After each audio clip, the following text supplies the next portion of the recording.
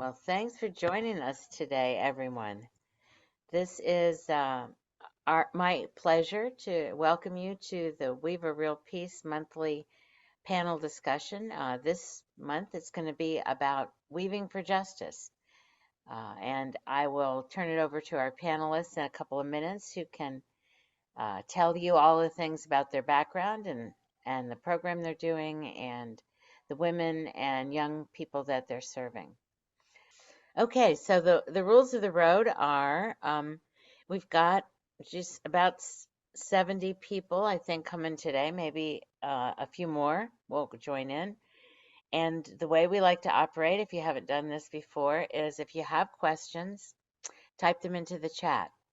If I need to interrupt the speaker because it's a clarifying question, I will. But I will monitor the chats and we'll take questions at the end of the presentation. Okay, hi, all you Westerners. We got a lot of Westerners today. Not a lot of Yankees. Oops, there's one in New York City. Nancy, hi, welcome.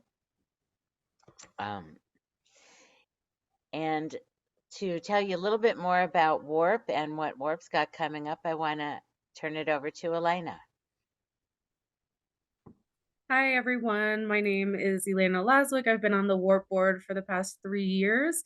I'm actually at this annual meeting. I'm going to be transitioning away from the board and into a paid position with WARP of marketing coordinator. So that's exciting. And I'm the one behind all of our social media. So feel free to say hi on Facebook or Instagram, or if you follow us there. And if you don't, you should. And I just want to give a short blurb about WARP, which is that we are a catalyst for improving the life of textile artisans worldwide. We're an inclusive global network of individuals and organizations who value the social, cultural, historic, artistic, and economic importance of textile arts. And these programs are a great way of really connecting with that mission and creating opportunities to network and to talk about textiles and to all be excited about textiles together. Really quickly, I'm gonna show our homepage here because my big announcement for this month is our upcoming annual meeting, which is in just under 1 month. And this is how you can find information about it. This is how you can register. From the homepage, you can scroll down just a little bit, and right here you'll see register now for WARP's annual meeting. And this page has all the information you could possibly need: the schedule, details, costs, registration. So this is kind of our home spot. Another way to get to this is by hovering your mouse over events, and it's the third one down. It's going to take you to the same spot. And our deadline to register this year is May 1st. And this is also the deadline this year for day passes. Last year, and I think in previous years, we've been able to accept day pass registrants, I think even the day of. But this year it's a little bit different because of our food catering, and we need to have a final head count about 2 weeks out, which is why our absolute cutoff for any type of participation is May 1st. So please keep that date in mind. And that being said, we do not have fireside chats or panel discussions in May because we will be very annual meeting focused. So those will resume in June.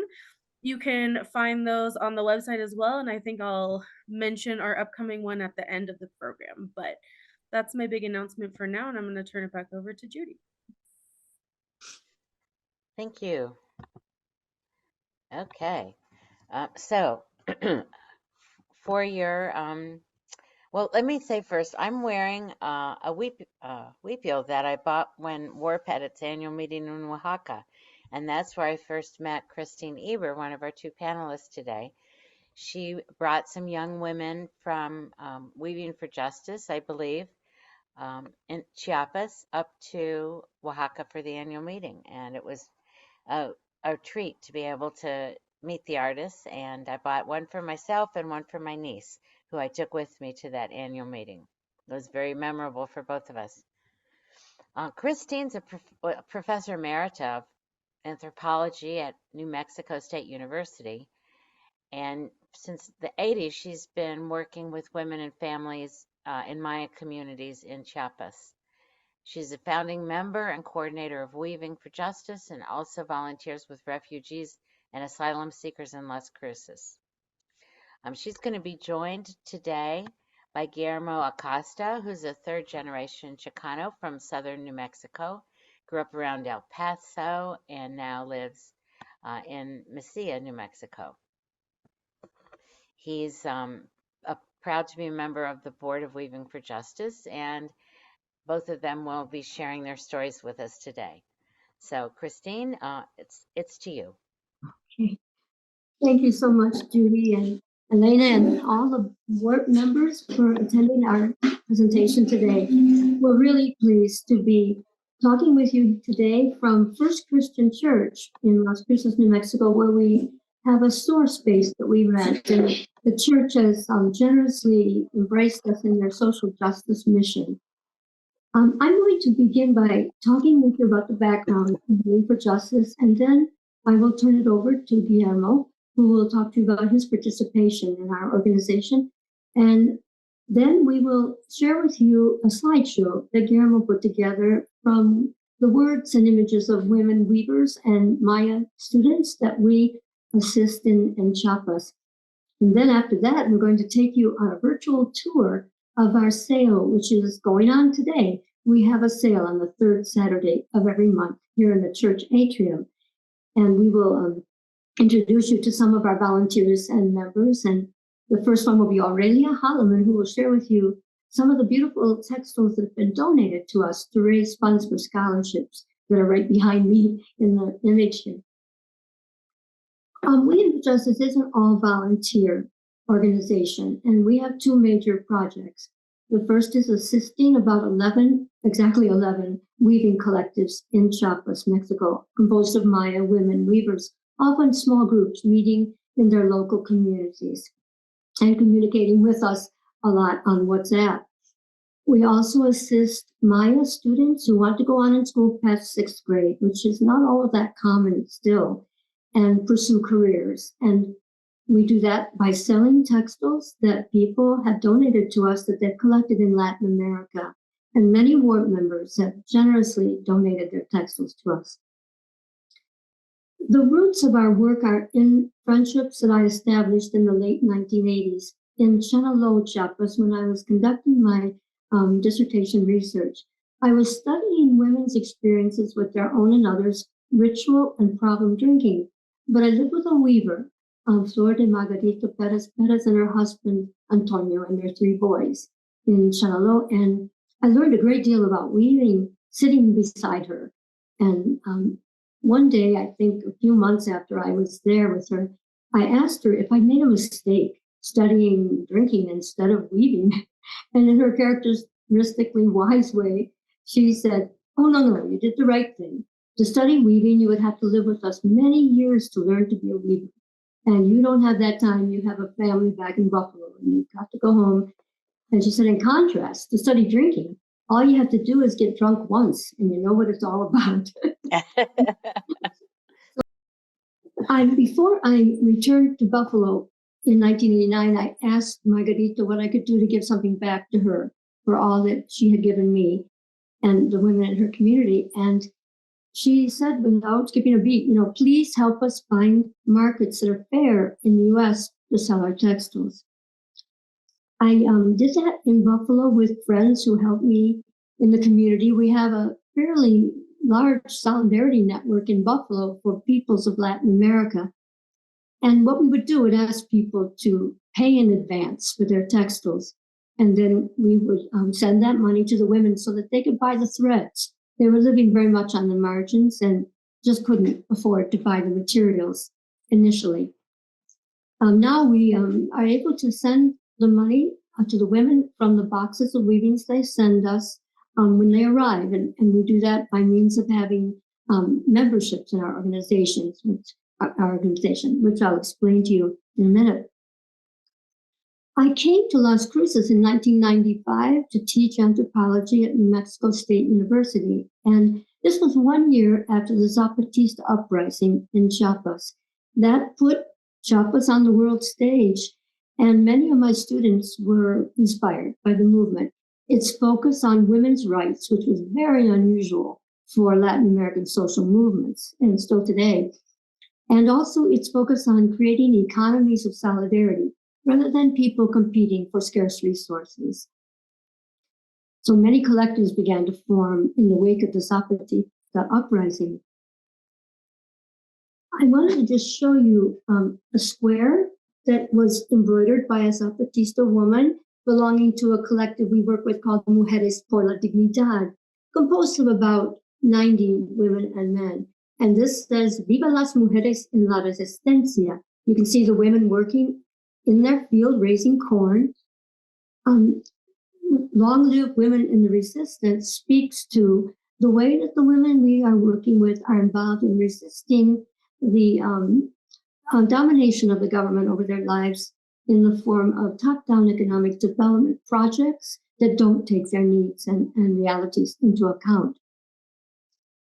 The government, unfortunately, saw the Zapatistas as terrorists, and they sent the army there in great numbers and waged, since that time, quite a long, low-intensity war against people in the resistance. In the wake of that, we held fundraisers in Las Cruces to help displaced people and also sold for all the different collectives that were forming. We continue to support one group of women who experienced the tragedy during this time, the massacre of 45 of their members of the group, the Bees, Las Abejas, in Actial, Chiapas in 1997. They were praying for peace in a chapel in their community, and 45 women, children, and men were killed, most of them women and children. And these women make a square that they embroider, and this one says, Mujeres abejas, sembrando la vida, cosechando la paz. Women bees, sowing life, harvesting peace. And another one that we sell for them with a beeswax candle, a votive candle, is Mujeres abejas, tejiendo la resistencia. Women bees weaving resistance. Christine, what is that second word? Abejas. Abejas means bees. Bees like the kind that pollinate flowers? Yes. They call themselves that, they say, because like bees, they are bringing sweetness to the world through bringing justice to the world. Like bees bring sweetness with honey. And they have other reasons for calling themselves bees. I don't know if maybe at this time, Elena, you could share the links about sources to learn about human rights abuses in Chiapas. Currently, we are having to sustain our efforts to inform the public about human rights abuses in Chiapas with the expansion of the cartel movements in Chiapas. Drug cartels numbering around 7 now in the state, and also paramilitary groups continue. The massacre in Actial was committed by a paramilitary group.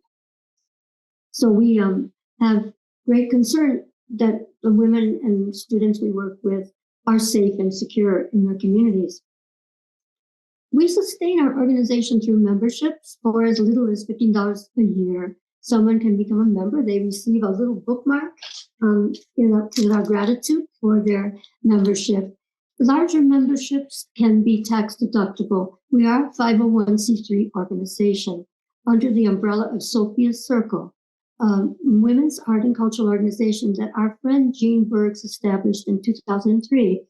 And when she left the area, she left it in our hands. And we used it to connect women in the border region, artisans in Juarez and in colonias of southern New Mexico and in Chiapas, so that we had a little fair trade store for a while for them. And we've been continuing to keep these women in our minds and hearts. Guillermo and I are two of the members of the steering committee that guide our work. And this is 7 members in all.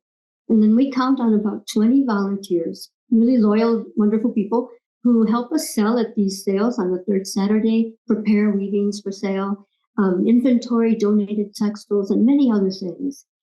we are really grateful for all of our volunteers. We have about 300 members, and about 133 are local in our region. As Cameron mentioned, we're very close to West Texas, and so in southern New Mexico and West Texas, we have our local members that we have a brunch for once a year to thank. Our roots in friendships with women and families does make our work in part about sticking by friends through thick and thin. This model does present challenges, such as sharing and transferring the trust that I was able to build up with women over the years. And I'm grateful to say that because of members of our organization going down to Chiapas and making their own personal connections with the weavers on delegations and just on their own, the women have gotten to know us, and they are feeling very much like we're their sisters and brothers in a struggle worldwide for social justice and for artisans to receive good pay for their work. Among the weavers, there is still concern that we are so far away, and being agrarian peoples who are accustomed to face-to-face contact, walking on trails together, working in the fields, in meetings, getting together, they can't be completely sure about people whom they aren't in contact with. And so we work hard to develop trust and let them know that we are always there to hear their concerns. The women do have to struggle with envy among members of the community who are not used to organizing in collectives, and also are not used to women being assertive and having leadership roles as they do in the collectives. And Margarita, my comadre who I live with, she has been a target of envy that has brought her considerable sorrow over the years. We try to reduce envy and suspicion among community members by respecting and honoring their culture and way of life.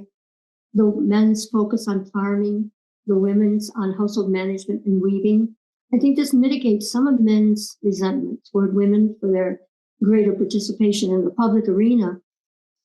There is a concept in their language, Tsotsil, the major Mayan language in the highlands of Chiapas, Batsi Ants, which means true woman, and Batsi Binik, which means true man. And these are about men being the providers of the food through working in the fields, and women the transformers of the food through their making the tortillas. I have an image to share with you of a woman on a square for quilters or for people making crafts that the women make, with the woman's symbol in the middle, surrounded by a flowering milpa on the top and the bottom. She has 3 fingers and 3 toes, and 3 lines coming down from her vagina connecting her to the earth. 3 is the ancient Mayan number for women, and it stands for the 3 stones that hold up the comal, the clay griddle that women make tortillas on. And it also is connected to the 3 stones in the constellation Orion that the gods made the earth on. And so we see this strong connection to women throughout history and to the cosmos and its creation and to the earth. The women have had fun, I think, since they rediscovered this design. It had been lost, making this image on napkins, and I believe I showed you the bookmark with the image on it. So we are happy, and I guess I have to show you my reveal. It has women all across the yoke line. We fortunately, men, I have to say, have been becoming more aware of women's rights, and the Zapatistas have done a great deal to help with that. However, I have to share a little anecdote with you. In February, I was in Chiapas, and I gave a presentation of my novel in Spanish, which is about a friendship between 2 women in Chenalhó. And I was giving it away for free to women and men and children in the community. And I invited Erlinda, one of the members of Sobel Anzekti, the collective that I've worked with the longest since the 80s, to come and hear the presentation. She was a teacher in a primary Zapatista school for a while, and now is mostly a mother and weaver. And she told me she couldn't come, and I know she lives real close to the head town. So I just asked her, why can't you make it, Erlinda? And she said, well, my husband doesn't want me to come. And I knew her husband lived in Florida, or was living in Florida working on a visa. And I wondered how he could have that much influence over her so far away. But people are constantly in touch by WhatsApp. And I said, well, why doesn't he want you to come? And she said, well, he doesn't want me to be around other men and in a large group of people. So I was saddened to hear that. And although women have made a lot of progress, the fact that she had gone would have definitely gotten back to him. The way rumors go and communication is, cross the miles even. I'm going to just conclude my section and then pass it on to Guillermo with mentioning a few of the other challenges that women face in addition to male dominance. And one is the stress from being in the resistance. I need to tell you a bit more about that. To be in the resistance means that one does not take any aid from the government. People have referred to this aid as handouts, crumbs that are thrown in their direction to buy their submission and to keep them subordinate, unable to take their rightful places alongside other Mexicans. They have had to be very strong in staying within their communities, creating economies to sustain themselves because they don't take the food from the government, the money from the government, tin for their roofs, cement for their floors, water piped into their homes, etc. Another stress is the competition between collectives is strong because of the scarce markets. We try to balance out our work with these 11 groups we work with so everyone gets work.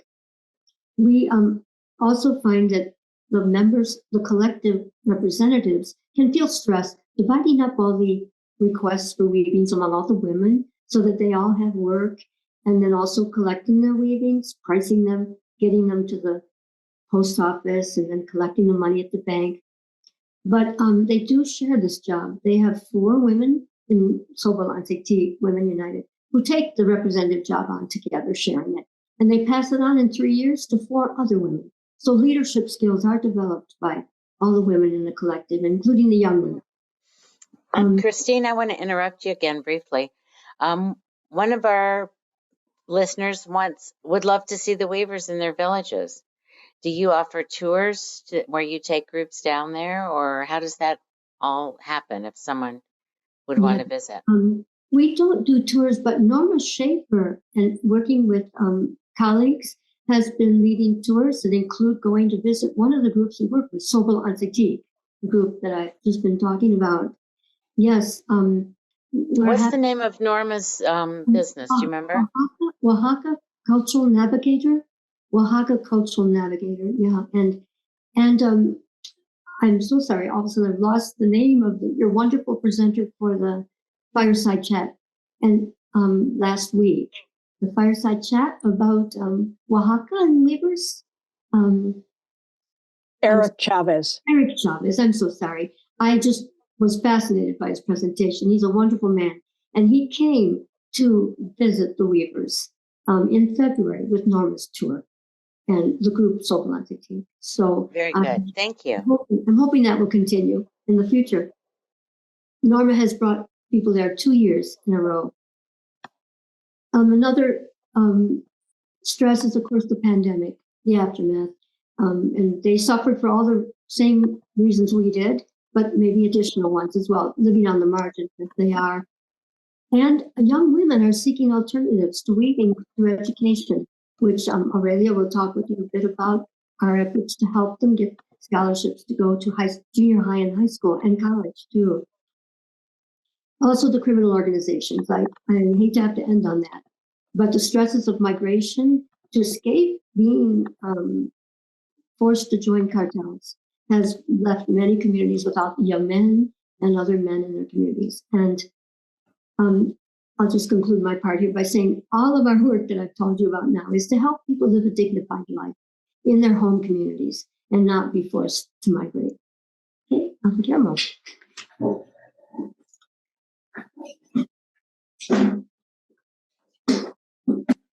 Hello, everybody.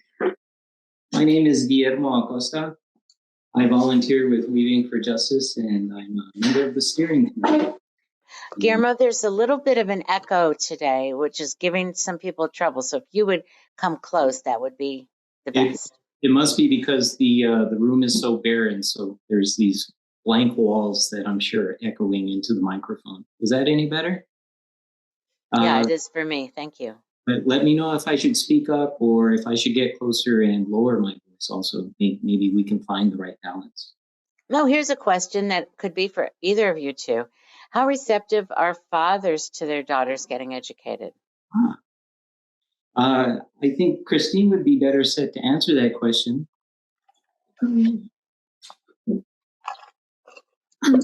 I think that's difficult to say generally, but not as receptive as we'd like them to be. Women's roles have been in the household. And as you know, we in our country even have conservative people who believe women belong in the home. So it's difficult for many fathers to see their daughters going on to a career that would put them in harm's way, they feel, I think. They also have felt that women might be preyed upon out in the other communities that they don't have connections to and in the city. And it's true, young Indigenous women are very vulnerable. And so their fathers can be protective of them in that regard too. Thank you. Well, it feels like this is a large group of people, and it's been a long time since I've spoken to a large group of people, but I am grateful for this opportunity to speak to you. My name is Guillermo Acosta, and as I mentioned before, I'm a volunteer with Weaving for Justice. I have to admit, though, I do not have a background in the fiber arts or textiles, and I have a pedestrian understanding of Maya culture. My background is actually in physics and engineering, and I began volunteering with Weaving for Justice simply as boots on the ground.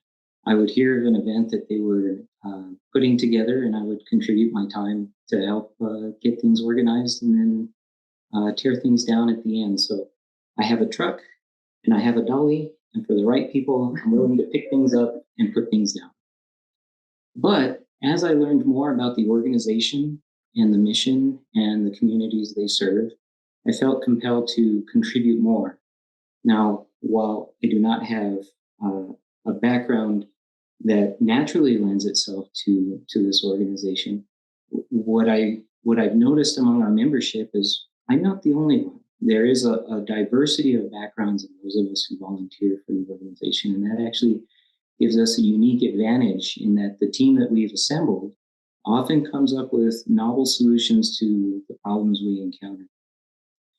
Along those lines, I'll share with you an anecdote of what happened just this past spring.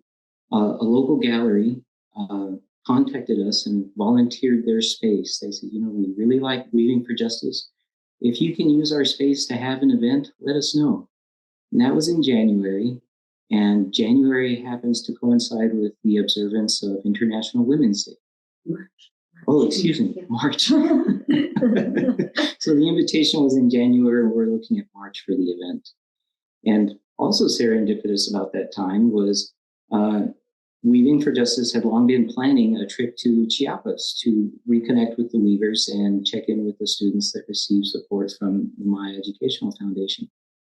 So we decided that we would have an event that is themed around International Women's Day and use it to highlight some of the stories that the women in the weaving collectives and in these communities have to share. So Christine Eber and another volunteer from Weaving for Justice, Gail Force, traveled to Chiapas and took advantage of that opportunity to ask the women of the collectives a very simple question. How do you hope your daughters' and granddaughters' lives will be compared to yours? And then when they met with the young women who were studying, they asked them a similar question. How do you hope your life will compare to those of your grandmothers and your mothers? So with the footage that came back and their answers to these questions, we assembled a slideshow that we debuted at this event, this gallery. And from there, we've taken the slideshow and created a short video presentation, which we'll be playing for you shortly.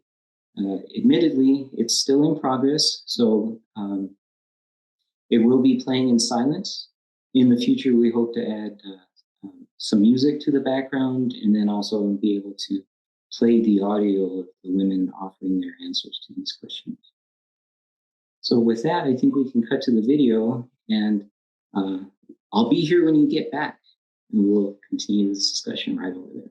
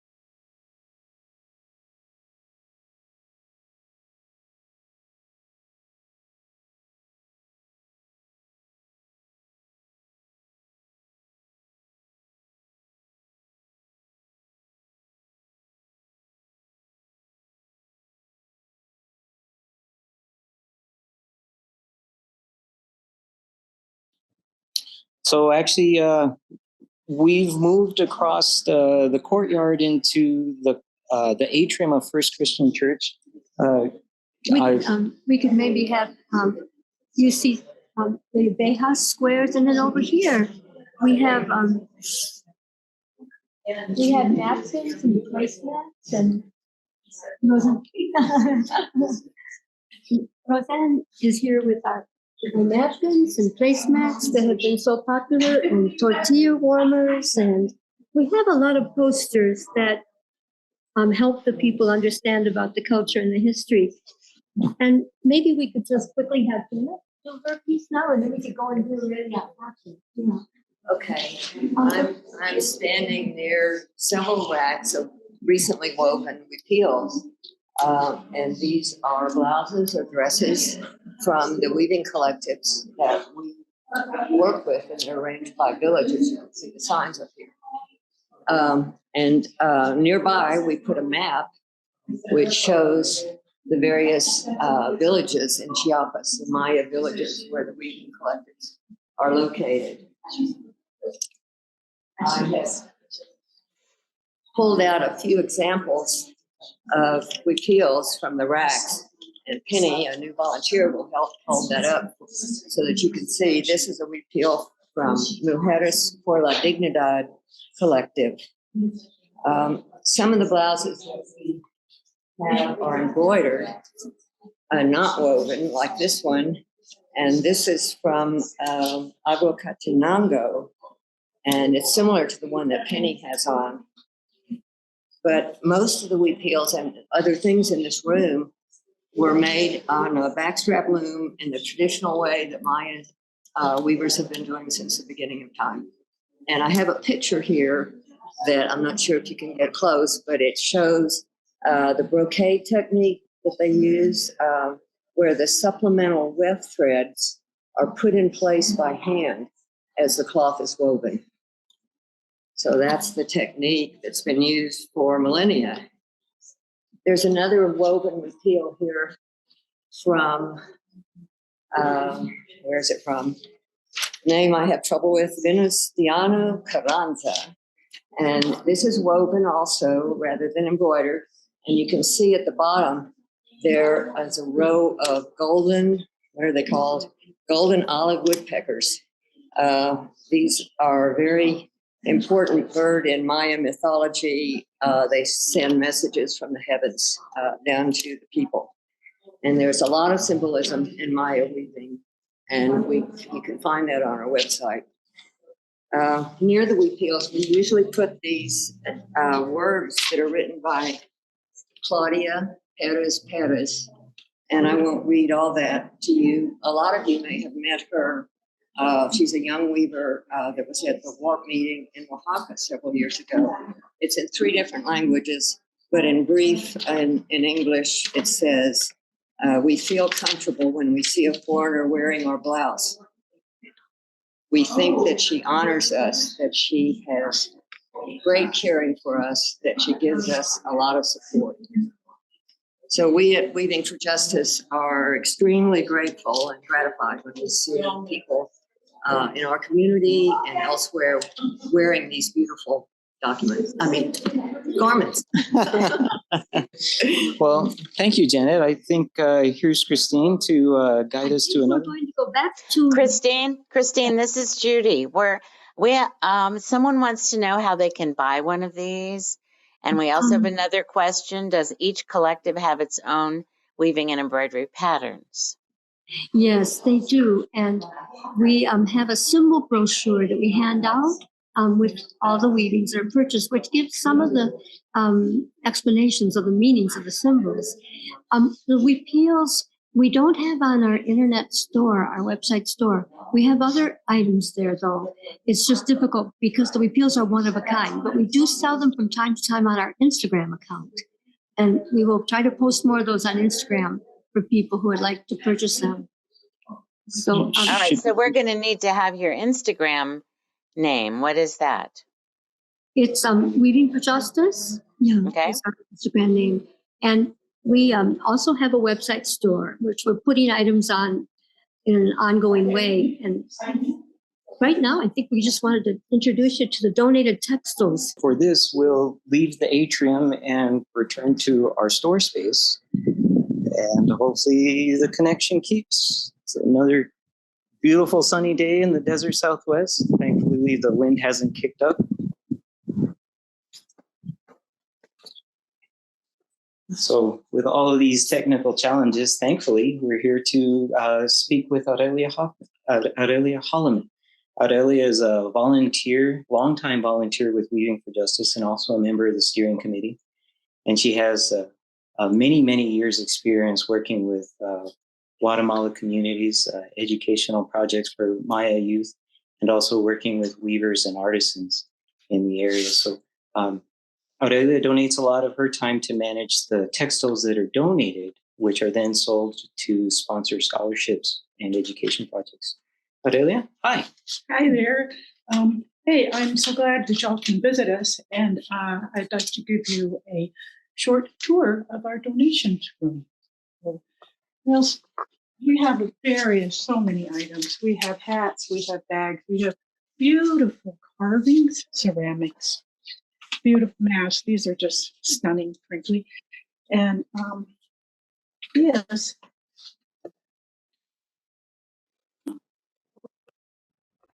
It seems to have lost the video here. Can you hear us, Guillermo? Huh. This feels like the early days of Zoom, doesn't it? Remember when we were first learning how to do this? Well, I think WERP is having a repeat experience of those early days of Zoom. But you know what? We got a lot of really good visuals today. We got a lot of really good stories. And I'm so happy that all of you have chosen to spend this hour with us. There will be a video, an edited video of this program posted on the WARP YouTube channel, accessed by a link on the website, and we'll also email you a copy of it if you have attended today. So this is a very important work. I appreciate the way that they've tried to show us one of the main ways they do fundraising. I think that's the sort of thing we could do in lots of communities around the U.S. So thank you all so much for joining us. Do you have any final words, Elena? Or are we done? No, just in terms of the question I saw come through about Christine's email, you can always contact Weaving for Justice through their website. There's a contact us button, and it takes you straight to an email. Or I've also posted their Instagram in the chat. If you just go to Instagram and you look for Weaving for Justice, it'll come up, but here it is again. And yeah. Okay, everybody. Well, thank you for joining us today. Hope to see some of you in Colorado next month. And otherwise, we'll see you in June.